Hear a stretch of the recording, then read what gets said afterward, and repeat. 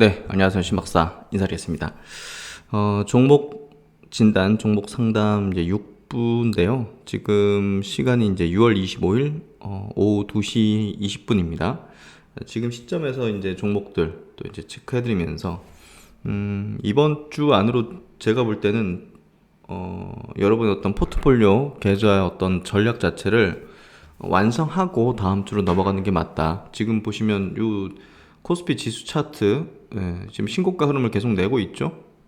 코스닥도 마찬가지로 보시면 뭐 전고점 부근 1032포인트 근방까지 다 와 있거든요. 그러면 이거 뭐 바이오 한번 올려치면 그대로 이제 밀고 올리는 신고가 만들어내는 그런 위치까지 왔기 때문에 뭐 미국 시장도 지금 S&P 지수, 나스닥 지수 신고가 흐름에 뭐 다우도 이제 같이 따라가는 그런 모습이 나오고 있기 때문에 결국은 글로벌 증시가 온전히 지금 동반해가지고 강세장의 어떤 패턴으로 재차 들어가고 있습니다.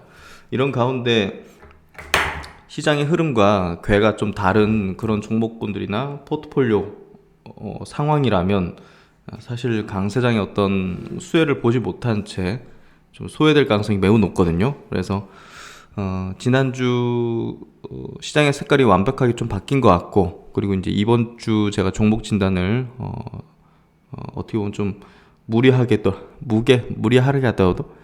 무리하게 좀 진행하는 이유가 올해 이번 주 안으로 포트폴리오를 완성을 해야지만 된다. 그래야지 강세장을 그대로 따라갈 수 있다. 그런 어떤 관점이기 때문에 최대한 다 해드리려고 하고요. 아마도 주말까지 시간을 잡아야 될 것 같아요. 그래서 그런 부분에서 계속적으로 제가 올려드리고, 이번 시간은 6부 시간이 되겠습니다. 첫 번째 종목은 이제 카페24인데요. 카페24 같은 경우는 이게 이제 언택트 관련된 기대감을 많이 받아서 코로나 이후 이제 보시면 코로나 저점이 이제 10,000원 정도 되죠. 11,100원이니까 그 뒤로 이제 굉장히 솟구쳐가지고 40,000원까지 찍었단 말이죠. 저점 대비 4배. 그리고 지금은 그런 거예요. 결국은 그 이제 온라인 쇼핑몰 이런 것들에 대해서 이제 개설시켜주고 중개해주고 거기에 이제 스스로 피를 받는, 결제할 때 어떤 피를 받는 그런 어떤 수익 구조를 갖고 있는 기업인데, 사실 이제 그 언택트의 어떤 수혜를 주가에 반영하면서 이제 받았죠. 그러면 지금 시점에서는 사실 이 기업에 대한 투자 포인트는 성장을 계속 하는지 여부고 수익이 계속 이제 늘어날 수 있는지 여부인데, 사실 이 종목이 상장 당시에 굉장히 그 시장의 호응 반응이 좋았습니다. 그래서 시가총액도 한 2조 원 가까이 갔었고, 근데 지금 5,500억이죠. 괜찮은 기업이긴 하지만 시장의 예상이라든지 뭐 애널리스트 증권사들의 어떤 예측에서 이익단으로 좀 부합되지 못하는 흐름이 좀 전개됐어요. 그리고 해외 시장에서의 어떤 진출도 성과가 그렇게 두드러지게 좀 나타나지 못하다 보니까 뭐 결국은 이게 이제 다른 기업들을 인수해가지고 연결 수익으로 잡혀가지고 좀 늘어난 부분이라는 측면에서 조금 카페24는 기대감이 좀 과도했구나, 이런 인식들이 좀 커요. 그래서 주가가 이제, 그리고 시총 규모 자체가 지금 수준이 뭐 이제 낮은 수준이다, 이렇게 좀 단정 짓기도 좀 어려운 상황인 것 같아요. 그래서 제가 볼 땐 지금 시점에서는 시장의 어떤 흐름하고 같이 따라가진 않을 가능성이 높은 것 같아요. 그래서 좀 요거는 보수적으로 보시는 게 낫다고 생각하고요. 그리고 이제 넷마블 같은 경우 최근에 이제 신작 발표를 했는데 그거에 대한 어떤 기대감이 크게 좀 붙지 못했던 것 같아요. 근데 그래도 이제 카카오뱅크라는 또 굉장히 큰 이벤트 그 상장을 하기 때문에 카카오뱅크 이제 지분을 3.7% 정도 갖고 있거든요. 그래서 그런 이제 기대감도 있고, 특히나 이제 그 제2의 나라라는 신작을 이제 출시했는데 아시아권에서 굉장히 흥행을 일으켰죠. 인기가 높고, 한국은 물론 일본과 대만 등에서도 이 신작에 대한 인기가 이제 높은 상황인데, 사실 게임주 투자 이제 전략에서는요, 이 게임이 성공하든 실패하든 일단은 출시될 때 기대감에 의해서 이제 오르는 주가 수준에서는 정리를 하는 게 맞아요. 얼마 전에도 이제 컴투스 같은 경우도 이제 그런 케이스로서 이 흥행 여부에 이제 상관없이 그 전에 이제 기대감에 이제 매도하는 게 맞다는 의견을 드렸지 않습니까? 그러니까 마찬가지예요. 그래서 그런 관점이고 이 흥행 여부에 걸린 문제가 아닌 것 같아요. 게임주들은 다 이제 메커니즘 자체가 그렇게 좀 흘러가는 것 같아요, 주가가. 그래서 그렇게 보고 있고, 카카오 게임, 카카오뱅크 상장의 어떤 이벤트성 호재도 있기 때문에 저는 굳이 뭐 넷마블을 지금 뭐 갖고 있는데 뭐 정리하거나 그럴 필요는 없을 것 같아요. 그래서, 넷마블은 잘 갖고 있는 게 맞을 것 같고요. 지금 뭐 밸류 수준 자체도 작진 않네요. 33배 퍼밸류. 그래서 제가 볼 땐 주가 수준 보더라도요, 그냥 홀딩 하는 게 맞을 것 같아요, 넷마블은. 그렇게 좀 체크하시고, 강원랜드, 이제, 카지노 관련해서는 조금 저는 부정적이에요. 이거 지금 작년에 이제 실적 4,700억이니까 평년에 이제 1조 4천억, 1조 5천억 대비해서 완전히 그냥, 내려앉았고, 올해 같은 경우도 이제 개선될 여지는 별로 없거든요. 그래서 이거는 좀 하여튼 뭐 카지노는 일단은 모르겠어요. 투자 대상은 아니라고 저는 보고 있기 때문에 그런 관점에서 강원랜드도 제가 볼 때는 좀 제외를 하는 게 맞을 것 같고요. 지금 시장 흐름에 편승하기 좀 어렵다고 봐요. 대유플러스 같은 이런 종목은 제가 이제 처음 뭐랄까 접하는, 저도 이제 전혀 커버 안 하는 종목이거든요. 2천억 정도 시총이 되네요. 대유홀딩스라는 기업이 이제 지주회사로서 있고, 유무선 통신장비 개발 및 제조업, 대유 쪽이 이제 자동차 부품 뭐 이런 것들, 알루미늄 휠, 그리고 자동차 핸들, 이런 것들을 생산한다고 돼 있잖아요. 매출 구성도 이제 자동차 부품이 거의 70%, 가전이 25%. 그래서 자동차 부품주로 분류를 하는 게 맞을 것 같고요. 일반적으로 이제 매출은 어느 정도 찍히겠죠? 어느 정도 유지되면서. 근데 성장이라는 어떤 포지션은 좀 보이지가 않죠. 매출이 좀 감소하는 추이고, 뭐 이익단으로도 감소하고, 2020년 작년 같은 경우는 당기순이익 적자 나왔고, 특별하게 이 종목에 대해서 뭐 올라간 건 현대차 그룹이 올라가서 같이 올라갔을까요? 매력은 좀 없는 것 같은데요. 주가 올랐지만 식약처로부터 혈액 냉동고 제조 및 품목 인허가를 받았다. 코로나19 백신 맞춤 보관할 수 있다. 백신 관련해서 뭐 보관할 수 있는 뭐 그런 어떤 이런 냉동고 관련된 모멘텀을 받았나 본데요. 그러면 감사합니다 하고 이거 팔아야죠.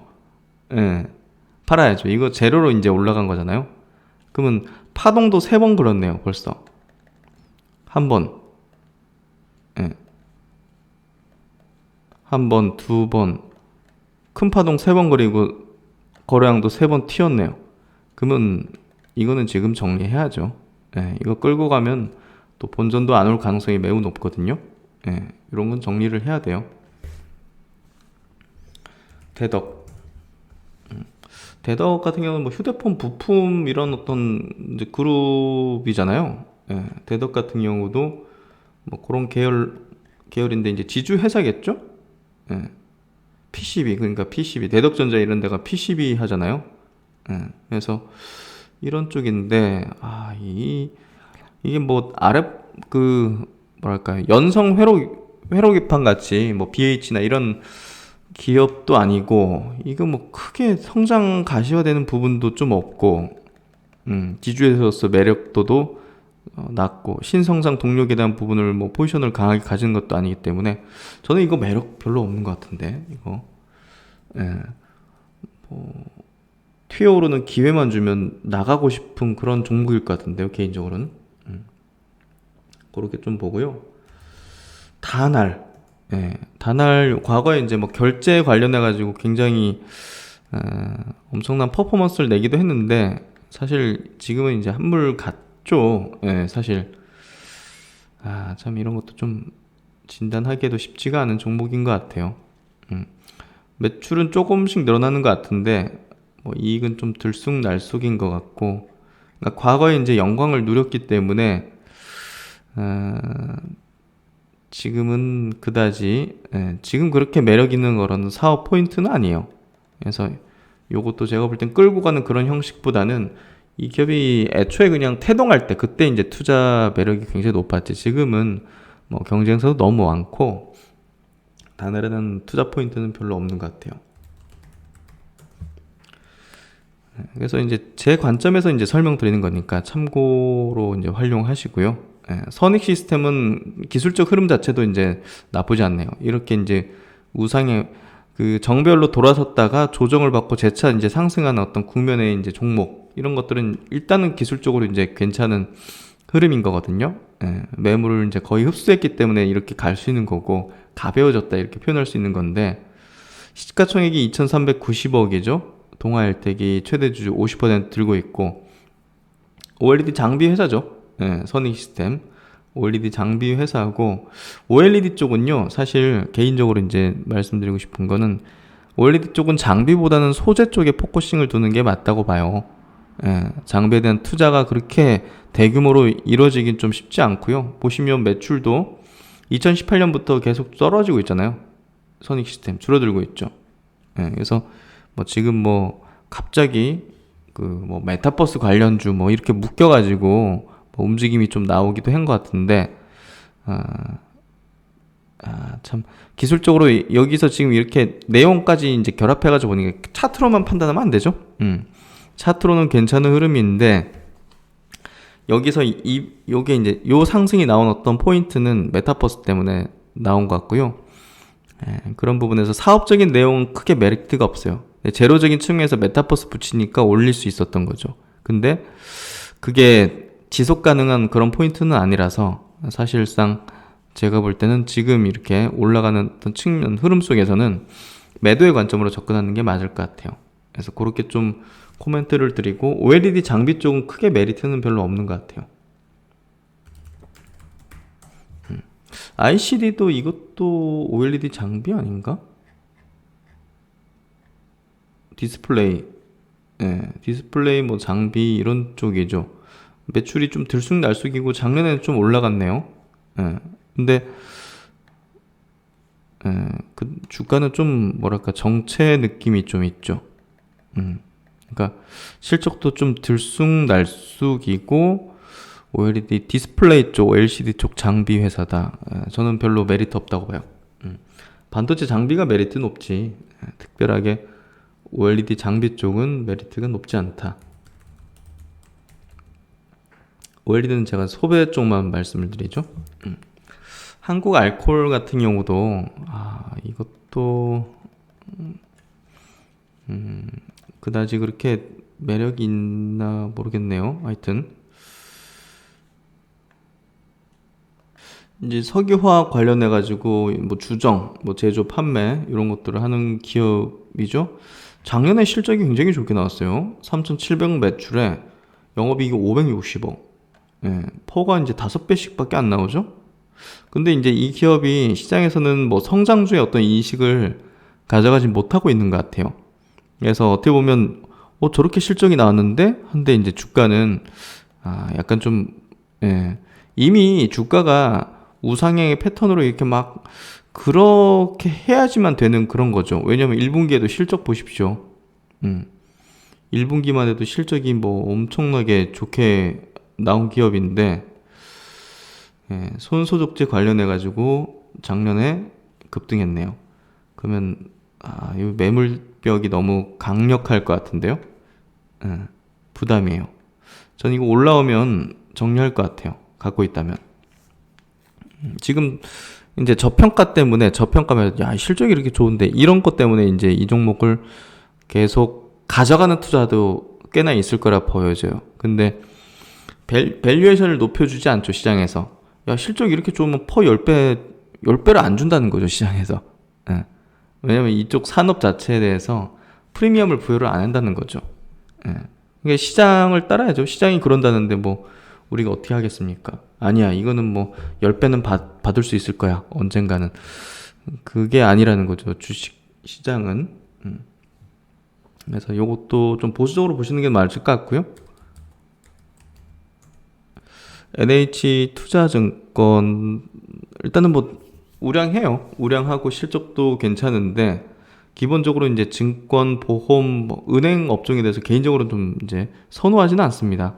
어떤 성장이라는 어떤 부분보다는 조금 이제 저성장, 그런 개념이기 때문에 실적은 굉장히 좋아요. 근데 왜 증권주 안 오르지? 이런 토로하는 이제 투자자라든지 전문가 집단이 꽤 있는 걸로 알고 있어요. 그러니까 과거의 프레임이고요. 과거의 프레임상 이제 증시 좋아지면 증권 주식 뭐 이러고 실적이 이런데 이런 식으로 이제 시장은 지금 그런 거에 인정을 하지 않는 그런 시장의 성격인 거죠. 그래서 실적이 좋다 한들 증권주가 뭐 퍼포먼스가 좋게 나온다든지 그러기는 좀 쉽지는 않은 것 같고요. 그런 부분에서 볼 때 NH투자증권도 적당히 뭐 장기로 그냥 배당 수익 내겠다 뭐 이러면 그냥 장기 홀딩 해도 되겠지만 주가 차익 면에서는 다른 성장주 업종 대비해서 별로 재미는 없을 거다. 그렇게 좀 생각되고요. 한국추철과는 이 기업은 이제 그 예전에 그 화장품 관련주 자회사로 이제 화장품 회사가 있어가지고 그런 부분 때문에 화장품주로 급등을 했던 이력이 있어요. 요때죠. 2014년도, 15년도. 그 뒤로는 뭐 이 종목이 주목받았던 적은 없었던 것 같아요. 그 뒤로 저도 개인적으로 쳐다보지도 않았던 것 같고, 요때 한 번씩 튀었는데 뭐 때문에 튀었는지 모르겠지만 재료적인 측면이 컸겠죠. 그리고 코로나 때 이제 이렇게 5,000원까지 빠졌다가 지금 10,000원이니까 코로나 저점 대비 2배 정도밖에 안 올라왔잖아요. 그러니까 뭔가 시장에 어떤 소외된 쪽에 있다는 거죠. 뭐 이게 뭐 산업재 쪽으로도 엮기가 애매하고 화장품도 뭐 지금 뭐 높은 밸류를 쳐주는 그런 업종도 아니고, 그리고 이제 매출이나 이익도 들쑥날쑥에 뭐 점점 늘어나면서 뭐 성장이라는 그런 이미지도 별로 없고, 그래서 기본적인 어떤 본업 자체는 강관, 밸브, 수도 가스용 배관 뭐 이런 것들을 이제 공급하는 그런 기업이고요. 그래서 크게 메리트는 없는 것 같아요. 그런 거는 기회를 주면 이제 나오는 게 최선이 아닐까 싶거든요. 그렇게 생각되고요. 푸드나무, 이거 닭가슴살 회사 아닌가요? 푸드나무 닭가슴살 회사로 뭐 중국에도 진출한다는 얘기를 들은 것 같고, 랭킹닷컴, 피키 다이어트, 개근질 마트, 이게 다 이제 뭐 운동할 때 뭐 이렇게 먹는 뭐 그런 뭐 음식들, 다이어트 제품들, 간편 건강식, 이런 플랫폼. 랭킹닷컴이라는 사이트를 한번 들어가 보면 알겠네요. 그래서 푸드테크 기업이다.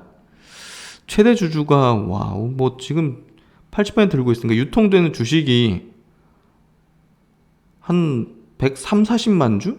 밖에 안 된다는 거잖아요, 지금. 야, 이거 참 유동성 부족하네요. 실적은 성장할 것 같은데요? 이 코로나 때도 뭐 실적은 성장하겠죠. 온라인으로 주문하는 거 많이 늘어났으니까. 그래서 작년도 이제 매출이 그 전년 대비해서 2배 가까이 올랐네요.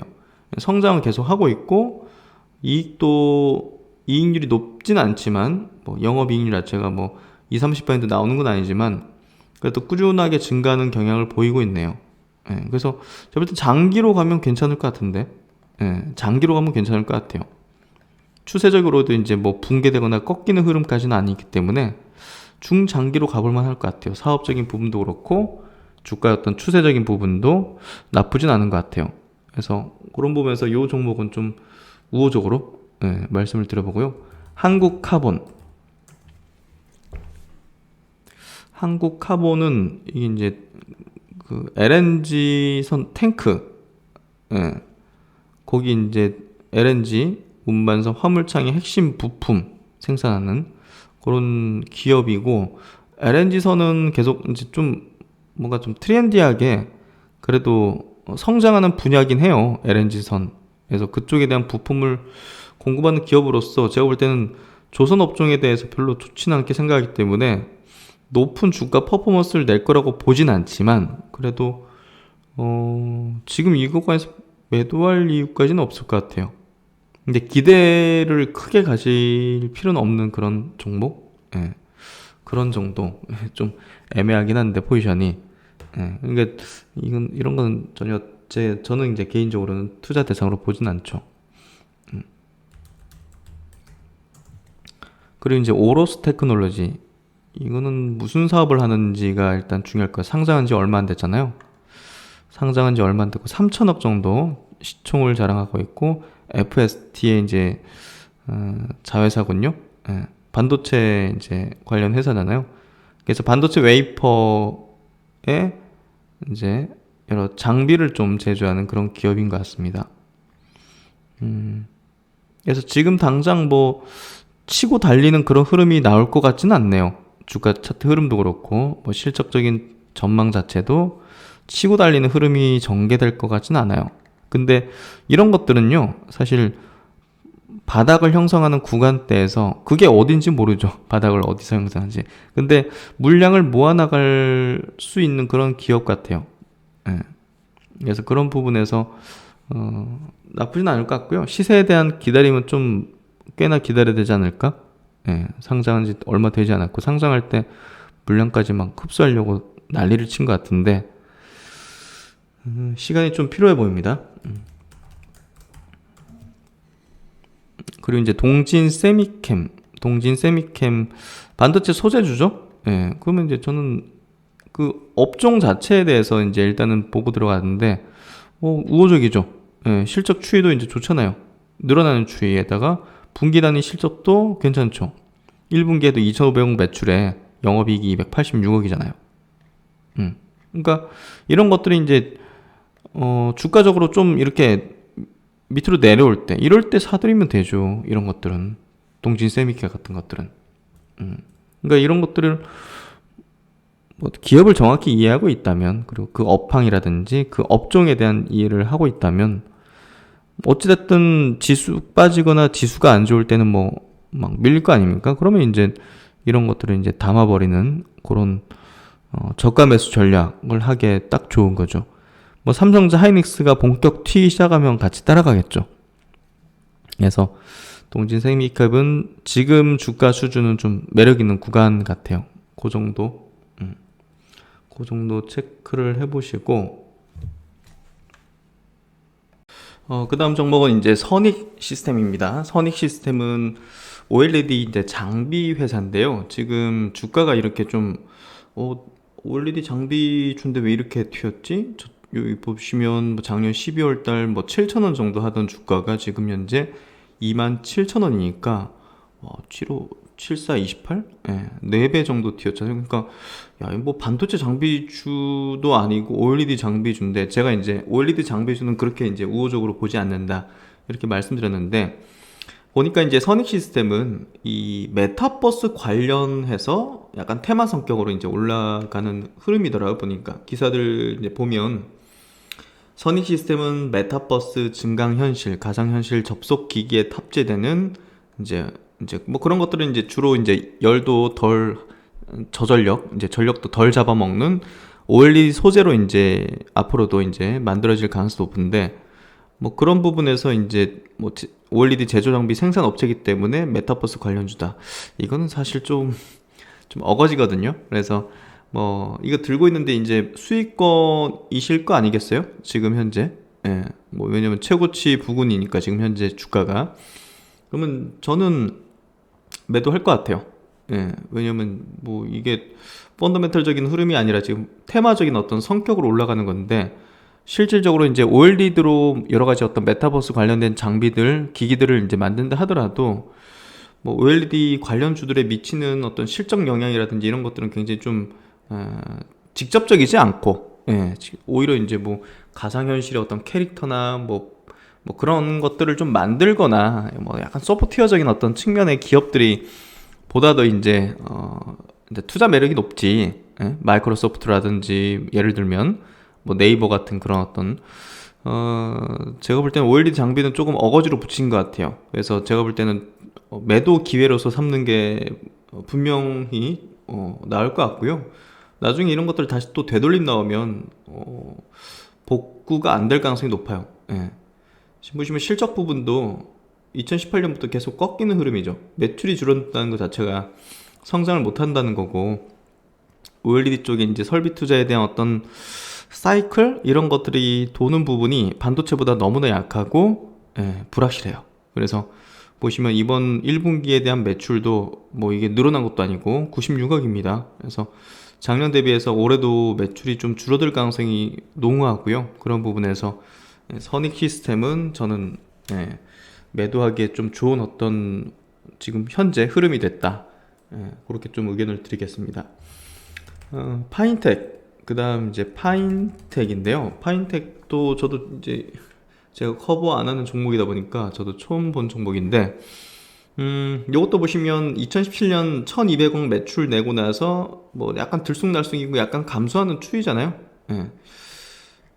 OLED, LCD 쪽, OLED 쪽, 뭐 장비, 디스플레이 장비 이런 쪽이고요. 최대 주주도 지금 지분율이 7%밖에 안 돼요. 그래서 이거는 최대 주가 뭐 20, 30%는 들고 있어야 되는 거지. 이게 7%면 도덕적 해이의 어떤 가능성도 열려 있는 거고, 그런 부분에서 볼 때 이 종목은 뭐 실적이든 트렌드든 여러 가지 어떤 차원에서 투자 매력도는 굉장히 낮은 기업이라고 볼 수 있고요. 시가총액도 600억대. 그래서 저는 그다지 이 종목에 대해서 코멘트를 긍정적으로 드리기 좀 어려울 것 같아요. 좀 보수적으로 보시고 매도를 하시는 게 낫지 않을까. 뭐 테마 성격으로 뭐가 붙어가지고 오르면 뭐 모르겠지만, 그거는 좀 운에 맡기는 거니까, 그건 좀 어려울 것 같고요. 머큐리는 과거에도 제가 한번 언급은 드렸던 것 같거든요.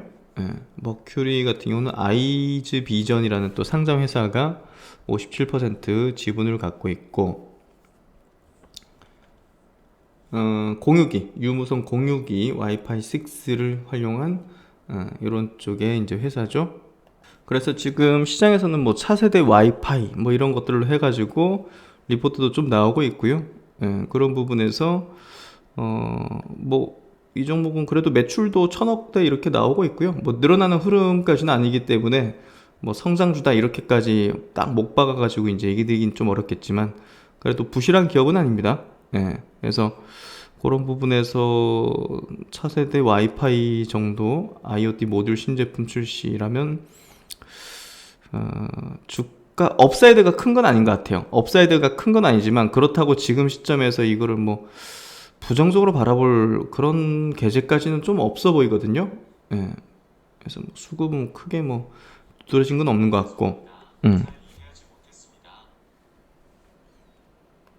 그래서 머큐리 같은 경우는 좀 기대 수익률을 좀 높게 생각하시는 분이라면 이걸 뭐 굳이 가지고 있을 필요가 있을까? 근데 이제 그렇다고 이걸 더 집어 던지기에도 뭐 그렇게 뭐 나쁜 그런 어떤 사업 내용을 갖고 있거나 뭐 재무 구조를 갖고 있는 건 아니거든요. 그래서 참 판단하는 게 어려운 것 같아요. 만약에 제가 갖고 있다 하더라도, 제가 만약에 갖고 있다 생각하면 비중이 높지 않으면 그냥 들고 있을 것 같아요.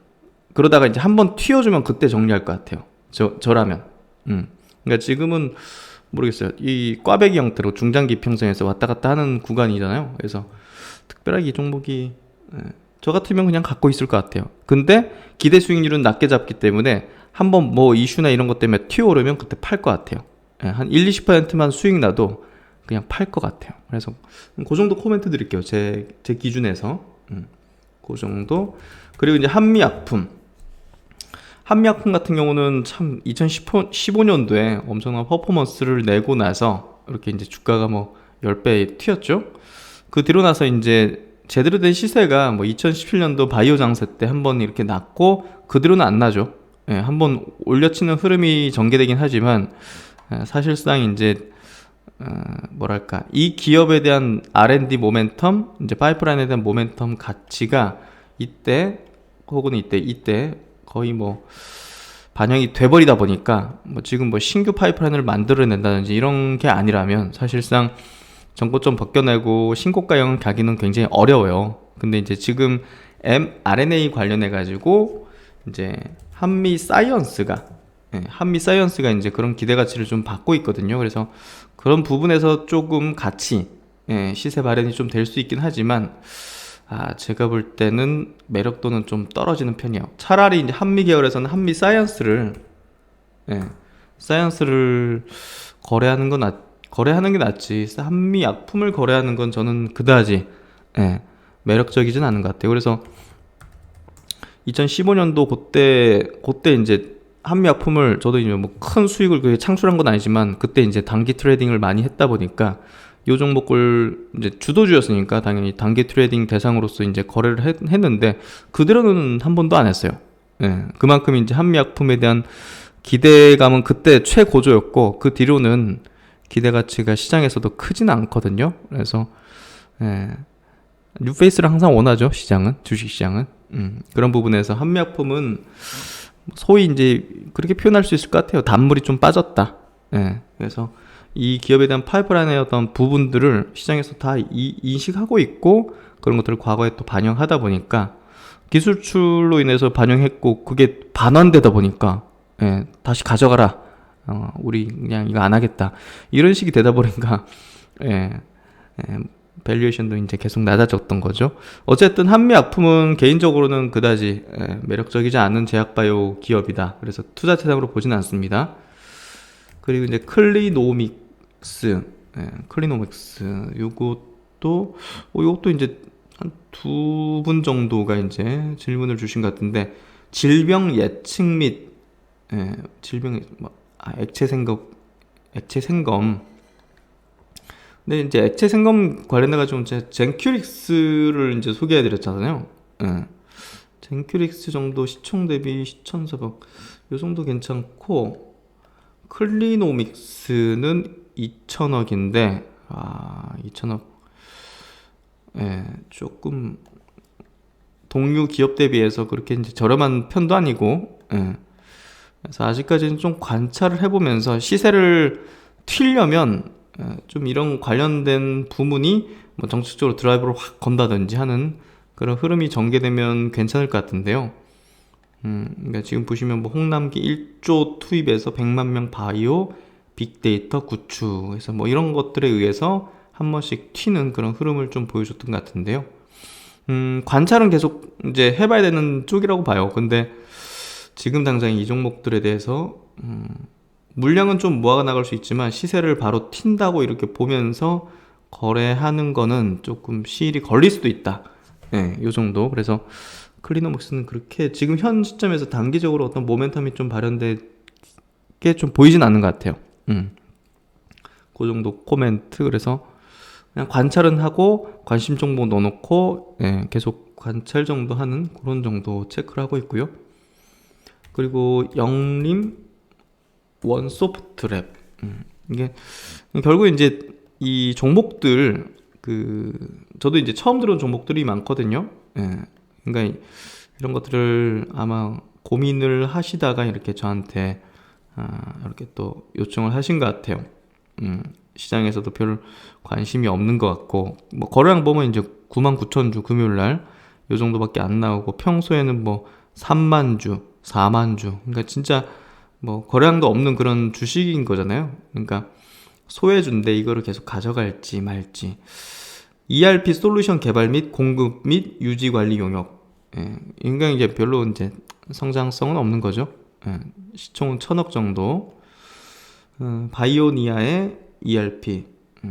이제 전사적 자원 관리 그 ERP 시스템 있잖아요. 그거 이제 공급하는 기업인 것 같아요. 그래서 이건 특별히 메리트가 좀 이거를 나쁜 기업도 아니고 그렇다고 막 고성장하는 기업도 아니고 좀 이제 포지션이 좀 애매한 위치죠. 투자자 입장에서 투자하기에 그래서 개인적으로는 저는 이런 거 투자를 안 해요.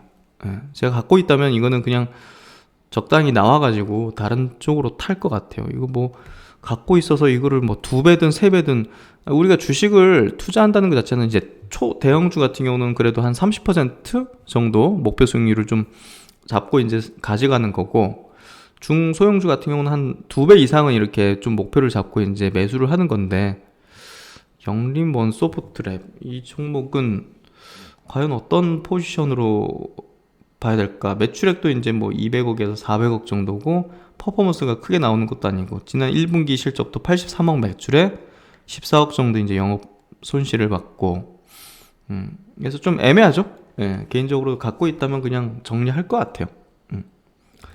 그리고 이제 웹젠은 이제 게임주 중에서 포지션이 그래도 이제 입지가 있는 회사인데 시총도 1조 원이고, 근데 이게 지금 그 NC소프트에 이제 소송을 당했죠.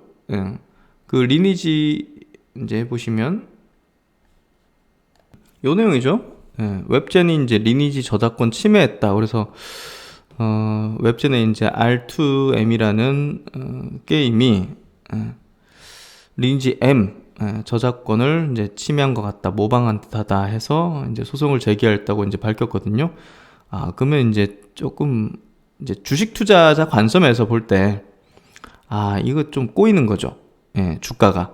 이것도 이제 엄청 큰 회사잖아요. NC소프트라는 회사가. 그러니까, 이거 큰 회사가 이제 작정하고 이제 달라붙어가지고 이렇게 걸고 넘어지면 이 조그만 회사들 같은 경우, 이제 NC보다는 훨씬 작은 회사잖아요. 웹젠이. 그럼 이게 골치 아파지는 거죠. 예, 시끄러워지고 이제 골치 아파지고 이게 계속 이제 발목을 잡는, 그러니까 주가도 이제 이런 식으로 좀 되는 거죠. 그래서, 이런 거는 사실 소송이 어떻게 될지에 대한 결과에 대해서 우리가 예측할 수도 없고, 그런 부분보다는 피하는 게 상책이라고 저는 생각하거든요.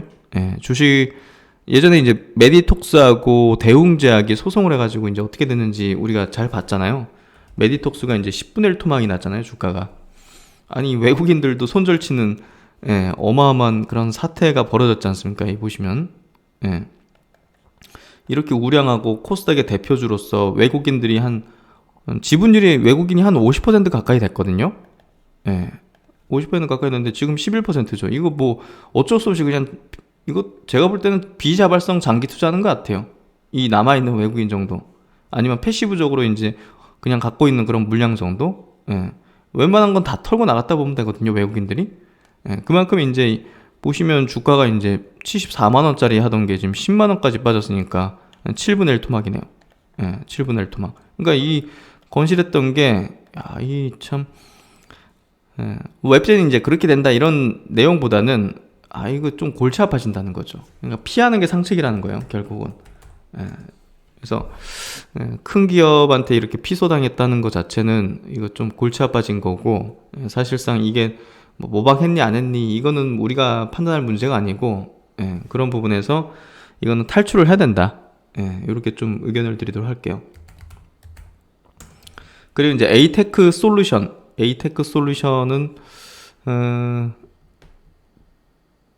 디스플레이 금형으로 TV 내부 프레임 금형, 그다지 매력적인 어떤 사업 구조는 아닌 것 같은데, 매출액은 조금씩 늘어났고 이익도 조금씩 늘어나는 흐름을 20년까지 보이고, 이번 3월달 그 1분기 710억 매출이니까 그래도 매출이 이제 분기보다는 늘어난 수치네요.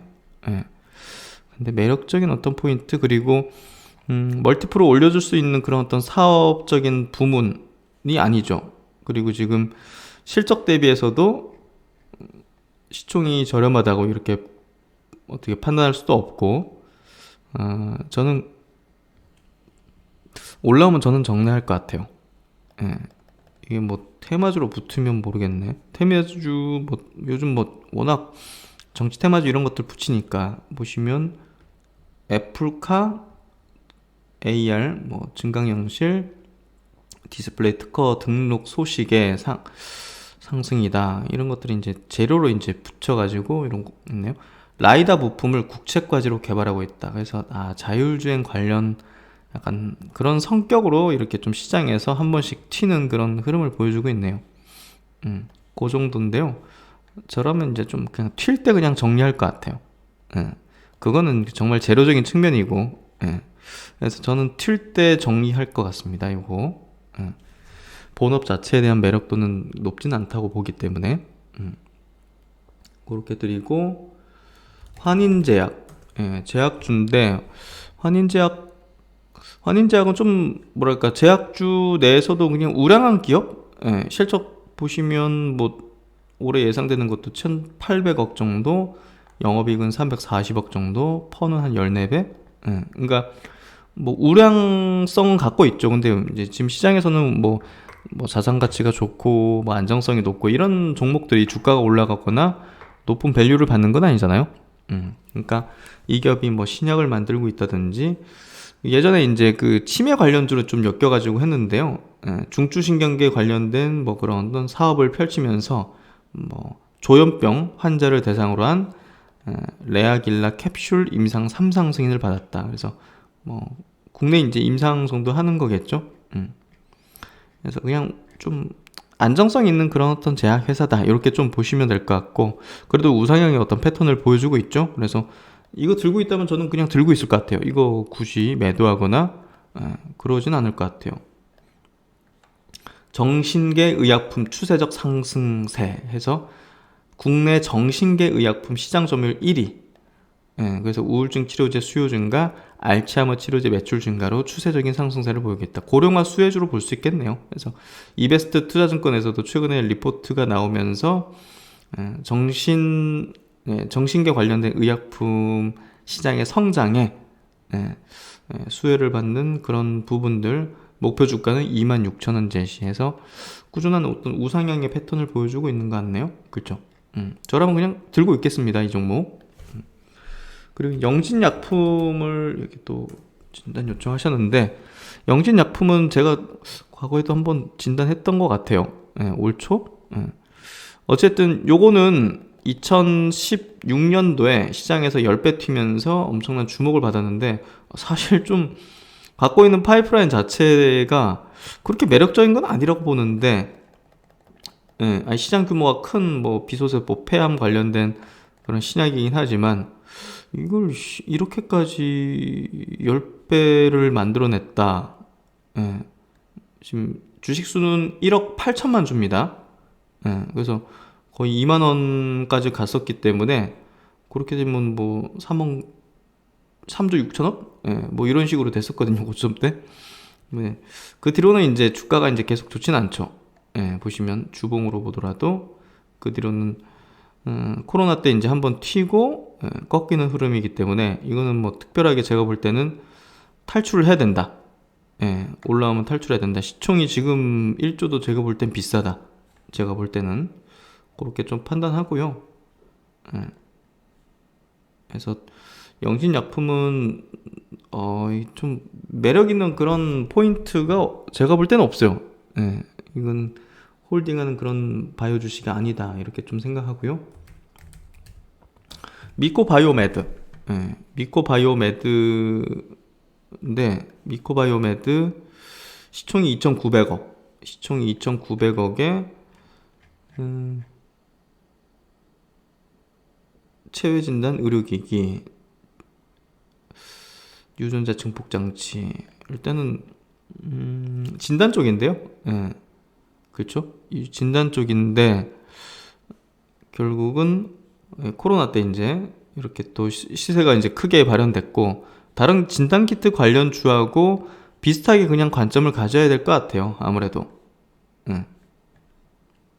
그래서 미코가 이제 최대주주, 실적적인 부분은 작년에 이제 좀 튀었죠.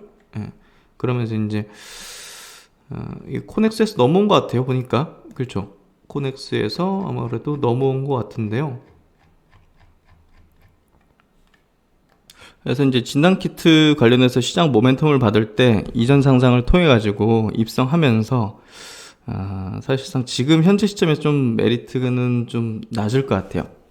저라면 그냥 들고 있다면 매도를 해버릴 것 같습니다.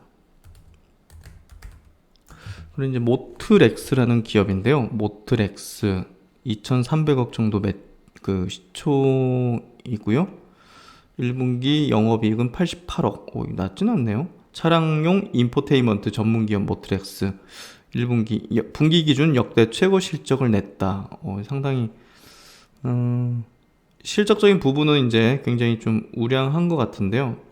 자회사 전진건설 로봇의 IPO도 진행할 예정이다. 뭐 자회사 모멘텀도 있긴 하네요.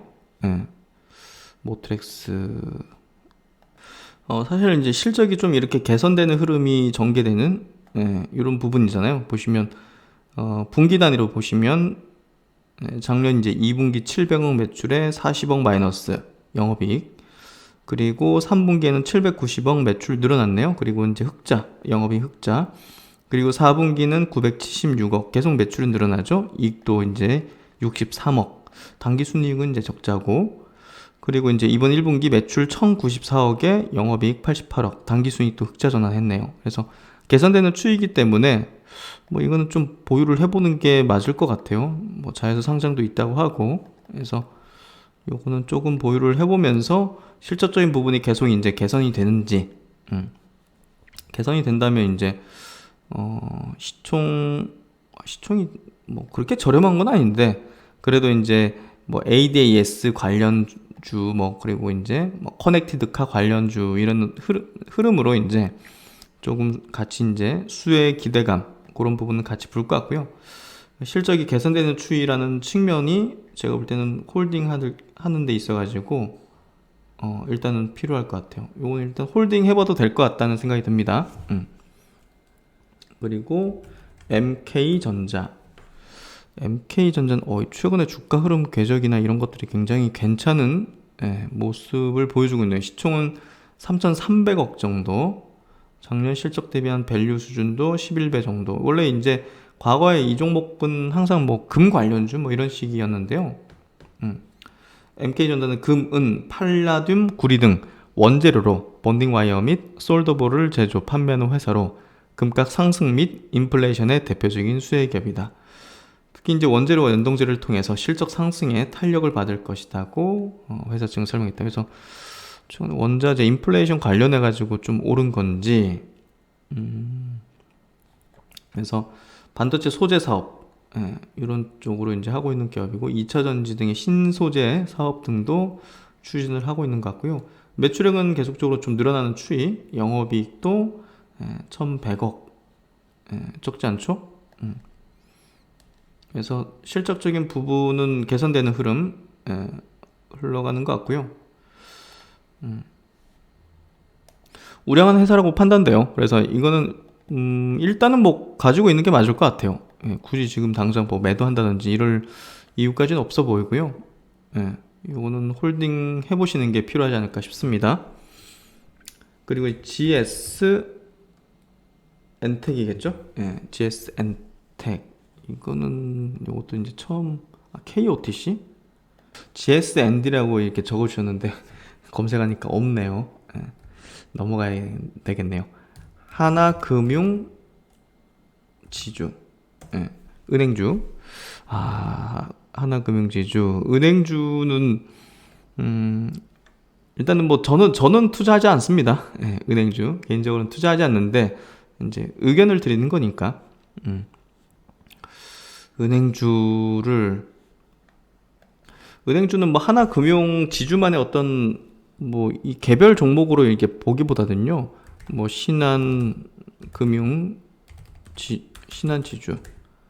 이런 것들 다 같이 이제 뭐 기술적인 흐름도 다 비슷해요. 그래서 금리를 인상한다고 하잖아요. 그 한국은행 이제 총재가 이제 하반기에, 그러면 당연히 우상향의 흐름을 좀 보일 가능성이 확률상 더 높죠. 당연히. 당연한 거예요, 그거는. 그래서 그건 이제 기대하는 어떤 수익률의 어떤 여하에 따라서 선택할 문제 같아요. 그냥 적절히 수익을 추구하겠다, 기대 수익을 가지겠다는 분들은, 저는 은행주도 연말 결국은 이제 금리 인상의 어떤 선언을 했다는 측면에서 본다면 한국은행이 제가 볼 때는 괜찮은 대안투자 성격이라고 봐요. 시장에 주도하는 어떤 그런 업종과 대표주는 아니지만 이제 투자자 입장에서는 다양한 성격이 있잖아요. 제가 이제 주말에 이제 뭐 주식 투자는 목표 이런 거에 대한 이제 설문조사를 올렸는데 절반의 이제 구독자분께서 은퇴 노후 설계 관점의 안정적인 수익을 추구하는 관점에서 주식 투자에 대한 계획을 이제 선택하셨거든요. 그러면 이제 사실 공격적으로 이제 막 좀 투자하려는 어떤 성향이라면 금융주, 은행주는 저는 적합치 않다고 봐요. 보다 더 성장하는 쪽으로 포트폴리오를 집중화하는 게 조금 더 필요하고, 근데 이제 뭐 예를 들면 이제 60세 이상 은퇴해서 이제 어떤 연금 정도 이제 수입 들어오고 거기에 이제 좀 추가된 어떤 캐시플로우를 좀 만들려는 분들, 그리고 안정적인 주식 투자를 통한 어떤 수익 창출, 그렇다면 은행주는 대안적으로 괜찮죠. 그런 분들에 있어서는. 예. 그 정도는 이제 어떤 제가 볼 때는 좀 말씀드릴 수 있을 것 같아요. 상담을 한다면. 그래서 그런 부분에서 볼 때 은행주에 대해서는 그런 성향의 투자자 입장에서는 괜찮은 대안이다. 하반기에 대한 어떤 전략에서. 근데 좀 공격적인 어떤 투자 성향을 가지신 분들, 뭐 그런 분들 입장에서는 적합진 않다. 그렇죠? 그래서 그런 관점에서 이제 말씀을 드리도록 할게요. 그래서 주식 투자라는 게 결국은 딱 모든 사람한테 이렇게 해야 됩니다, 이렇게 얘기하는 게 아니죠. 아니잖아요. 아니 30대한테 이제 자산도 많이 불려야 되고 집도 하나 마련을 해야 되고 뭐 자녀 이제 교육에도 돈 많이 이제 앞으로 들어갈 건데, 뭐 조금 자기는 리스크를 어느 정도 감안하더라도 좀 공격적으로 좀 하고 싶은 성향이다 그러면 사실 그런 성향에 맞게 좀 투자를 하는 게 맞다고 봐요. 근데 이제 또 노후 생활을 하시는 분들 입장에서 또 다른 어떤 차원의 투자가 좀 필요하죠. 그래서 1대1 자문이나 1대1 상담 같은 거는 결국 이제 그 어떤 그분의 상황, 환경, 현재 이제 뭐 연령 이런 것들을 감안해가지고 이제 해야 된다고 생각하고요. 그런 부분에서 볼 때 이거는 선택의 문제가 될 것 같은데요. 괜찮은 대안일 수 있다, 이런 얘기를 좀 드리고 싶다는 거예요, 결국은. 그래서 개인적으로 저는 투자하지 않지만 좋은 대안으로서의 투자는 될 수 있다. 그렇게 좀 이해하시면 될 것 같고, 네오셈, 네오셈이라는 기업인데 이 기업은 시총이 1200억 정도네요. 그래서 시총 작은 것들도 많이 이제 요청하셨는데 그런 것들을 어떻게 해야 될지 고민하신 거죠. 작년에 이제 480억 매출에 120억 영업이익이다. 이거 이익률 자체가 굉장히 높네요. 반도체 검사 장비 전문 기업이네요. 글로벌 SSD 검사 장비 MS 1위 기업. 그래서 이 정도면 괜찮은 퍼포먼스를 낼 수 있는 그런 기업이라는 생각이 들거든요. 그래서 1분기 근데 실적은 아직 좋진 않네요. 그래서 퍼포먼스를 낼 그런 역량은 있는데 저는 이거 좀 내려와 있는 상태 이런 구간에서 물량을 좀 모아나갈 것 같아요. 어차피 이 기업에 대한 어떤 수요는 사이클상 도래할 것 같고, 그런 부분에서 볼 때 주가의 어떤 흐름 자체도 그나마 이제 우상향의 패턴을 그리면서 살짝 지금 밑에 내려와 있는 상태라서 제가 볼 때는 괜찮은 대안 같아요. 하지만 이제 굳이 뭐 적극적으로 투자하고 싶은 생각은 없습니다. 작은 기업이고, 그래서 그런 관점이고요. 일진파워, 최근에 많이 튀었네요. 원전 관련주로 튄 것 같아요.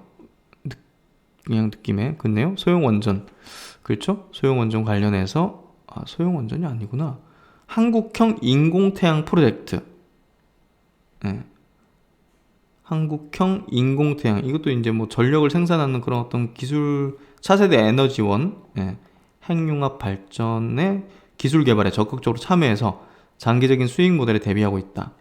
차세대 원자로 개발과 관련된 기기 개발 및 설계 제작 참여와 고부가 가치의 핵융합 설비 연료 저장 기술 참여 및 상용화 실현하기 위해서 화공기기 제작에 나섰다. 원전 관련주로 이제 올랐네요. 이렇게 올랐을 때 팔아야죠. 이제 분위기 탓에 이렇게 올린 거기 때문에 뭐 어디까지 올릴지는 그건 뭐 알 수 없는 거긴 하지만, 어쨌든 지금의 이런 상승 파동 속에서는 매도 시점을 분명 잡아야 된다고 생각해요. 그래서 이게 지금 실적으로 움직이는 건 아니기 때문에 실적으로 이제 분석해서 뭐 고평가니 저평가니 이거는 별 의미는 없는 거고요.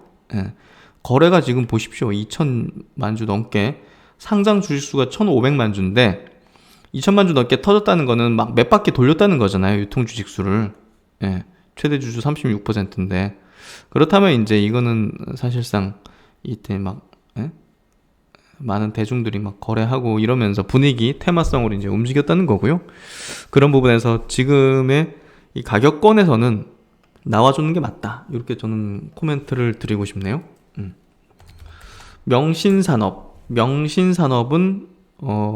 이게 이제 그 MS 오토텍, MS 오토텍이 이제 또 갖고 있는 또 회사죠. 그래서 전기차 관련 뭐 부품, 그 회사로서 MS 오토텍이 이제 뭐 테슬라에도 공급하고 차체 셰시 이런 것들을 공급하다 보니까 테슬라 관련주 뭐 이런 것들로 좀 묶였던 것 같고요.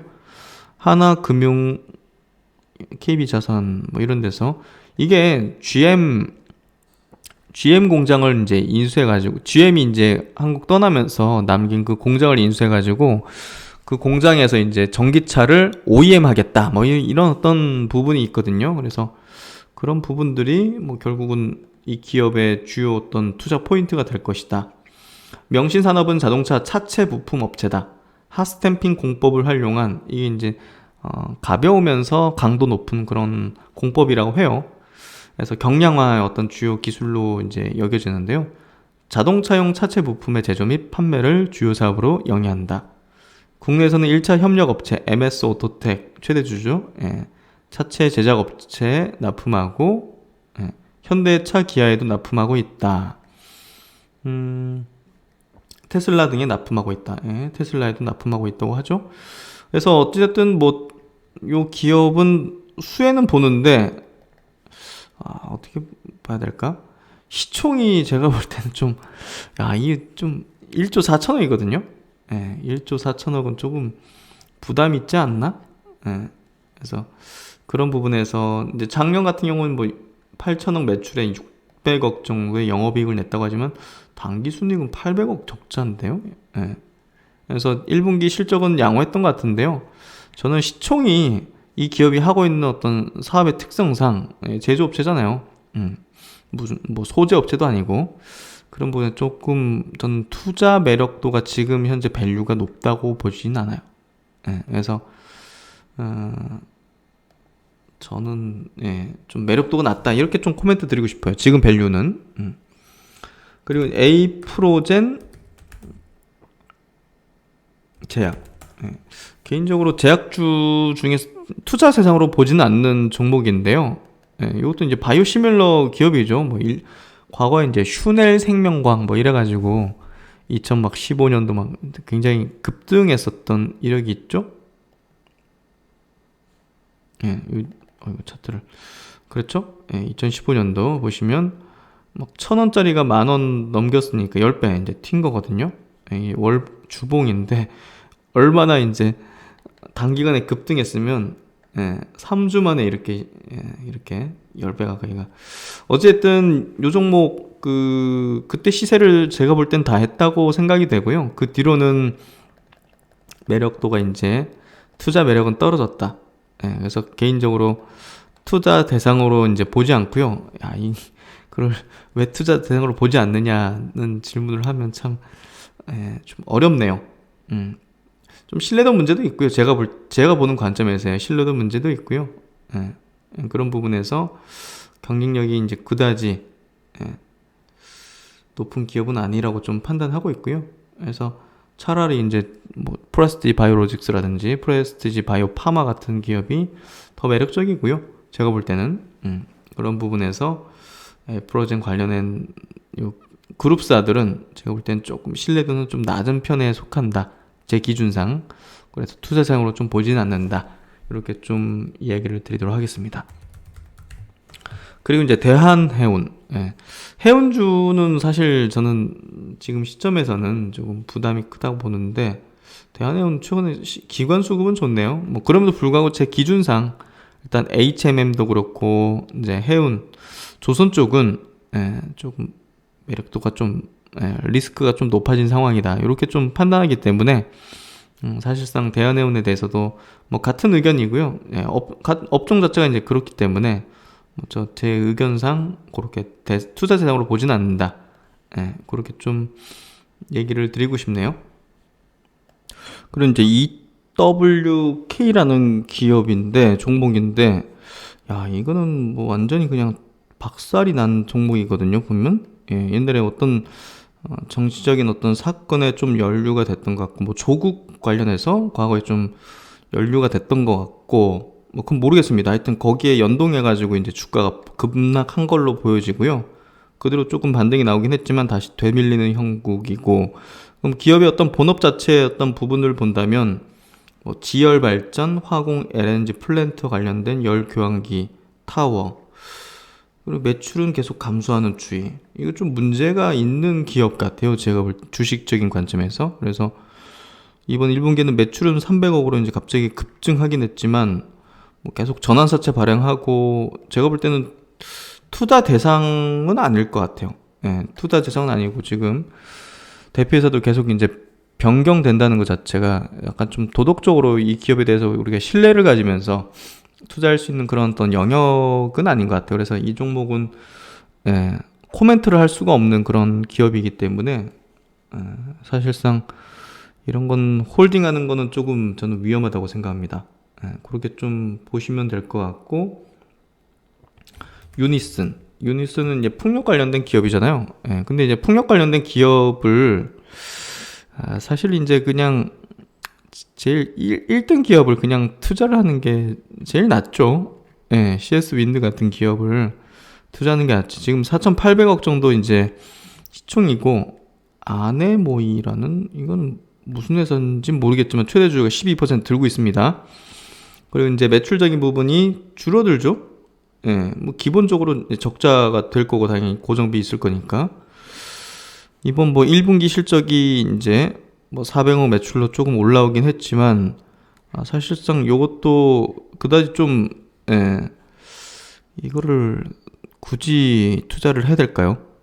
개인적으로 좀 그렇게 생각됩니다. 여기서 뭐 이렇게 튀었지만 그때 한번 종목 진단에서 한번 해드렸던 것 같은데 이렇게 급등한 거 이거는 매도 기회라는 얘기를 들었던 것 같기도 한데요. 제 기준에서 그렇습니다.